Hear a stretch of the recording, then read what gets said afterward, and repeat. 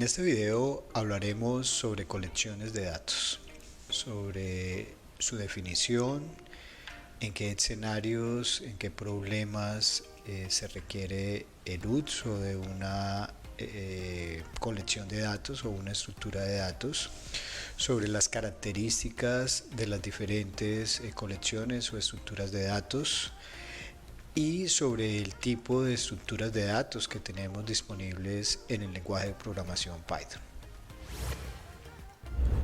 Hasta este momento en el curso hemos visto cómo las variables son un mecanismo efectivo para almacenar información en memoria, que nos permite acceder a esta información, utilizarla para cálculos, modificarla, y en general esto nos ha permitido construir programas que hacen cosas interesantes. Vamos a ver un ejemplo donde las variables no son necesariamente el mejor mecanismo para resolver el problema. Supongamos que tenemos una lista de amigos que queremos manipular con un programa. Entonces una posible solución utilizando variables es definir una variable por cada uno de nuestros amigos. Entonces tendríamos, por ejemplo, la persona A. Esta variable contendría el valor Alicia.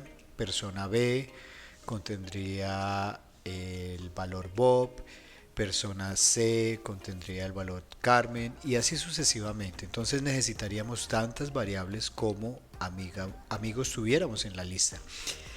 Sin embargo, ¿qué pasa si quisiéramos adicionar un nuevo amigo? Deberíamos modificar el programa y definir una nueva variable.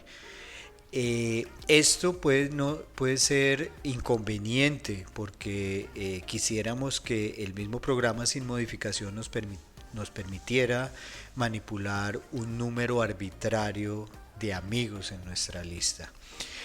Vamos a ver cómo podemos hacer esto utilizando otros mecanismos que nos permitan manejar un número arbitrario de elementos y además que pueden estar en constante cambio, que se pueden agregar, que se pueden eliminar o que se pueden modificar. Y la estructura que vamos a utilizar para esto es, o el mecanismo que vamos a utilizar para esto son las colecciones de datos o estructuras de datos. Una colección de datos es básicamente algo que nos permite agrupar datos en una cierta posición de memoria y podemos tener un número múltiple de datos o elementos como también son llamados.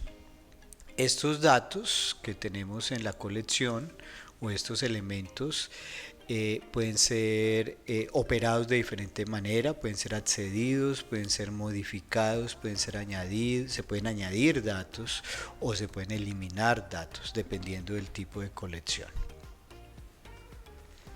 ¿En qué escenarios requerimos este tipo de funcionalidad? Pensemos, por ejemplo, en un programa que sea capaz de manejar una lista de las últimas páginas que se ha visitado en un navegador web.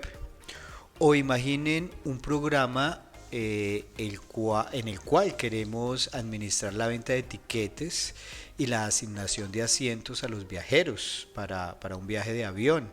Este programa debería ser capaz de saber qué asientos están ocupados y cuáles no. Y también deberíamos controlar el hecho de que no se puede asignar un asiento a más de un pasajero a la vez y que todos los pasajeros deberían tener un asiento asignado. Otro ejemplo de problema donde las colecciones de datos pueden ser útiles es, por ejemplo, un inventario en el cual tenemos una lista de productos que se venden, por ejemplo, en un supermercado. Cada uno de estos productos tiene un identificador, un nombre, un precio y algo muy importante, la cantidad. Y esta cantidad de productos en un momento dado en el inventario puede modificarse, puede incrementarse si llegan más productos de parte del proveedor o puede decrementarse si hacemos una venta. Otra posible aplicación de las estructuras o las colecciones de datos es, por ejemplo, en un programa que me maneje una lista de amigos y sus teléfonos, una lista de contactos telefónicos. Entonces, en este programa quisiéramos acceder, por ejemplo, de manera eficiente al teléfono de una persona simplemente dando su nombre. Las colecciones de datos se implementan de manera diferente en cada uno de los diferentes lenguajes de programación. Generalmente a estas colecciones de datos se le llaman estructuras de datos y cada lenguaje de programación ofrece diferentes estructuras de datos. Y un lenguaje como Python de hecho ofrece diferentes estructuras de datos que varían de acuerdo a sus características. ¿Qué tipo de características? Por ejemplo, el orden en el cual se almacenan los datos. Estos datos pueden almacenarse de manera secuencial o podrían manejarse o almacenarse de manera sin un orden particular, en un orden arbitrario. Otro aspecto o característica importante de una estructura de datos es el acceso, cómo se accede a los datos. Por ejemplo, en una estructura o en una colección de datos podríamos acceder a los datos a través de un identificador. En el ejemplo que ven en pantalla, tenemos una estructura donde accedemos al contenido de la misma utilizando el nombre de un país. En este caso, el nombre abreviado con 3 letras del país, y el contenido en la estructura es la capital. Entonces, esta estructura nos serviría para, dado un país, saber cuál es su capital. En otros casos podríamos acceder por posición, entonces preguntarle a la colección o a la estructura de datos cuál es el dato que está en la posición 2, cuál es el dato que está en la posición 3, etc. Otro aspecto importante de las estructuras de datos o las colecciones de datos son las operaciones que podemos realizar sobre la estructura o sobre la colección.